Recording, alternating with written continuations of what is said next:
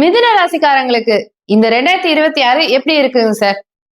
மிதுன ராசிக்காரங்களுக்கு இந்த 2026 இன்னும் நல்லா இருக்கணும்னா என்ன பரிகாரம் செய்யணும் சார்? கொஞ்சம் சொல்லுங்க. பரிகாரம்னு பாத்தீங்கன்னா இந்த ஆண்டு 2026 மிதுன ராசிக்காரங்க பாத்தீங்கன்னா நிறைய இந்த சித்தர் வழிபாடு செய்யணும்.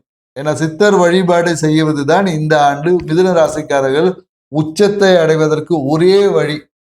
அப்படி சித்தர்கள் வாசம் செய்த சிவாலயங்களுக்கு சென்று வழிபடுவதும் உங்கள் வாழ்க்கையில் மிகப்பெரிய ஒரு உச்சத்தை அடையக்கூடிய ஒரு மாற்றத்தை ஏற்படுத்தி கொடுக்கும்.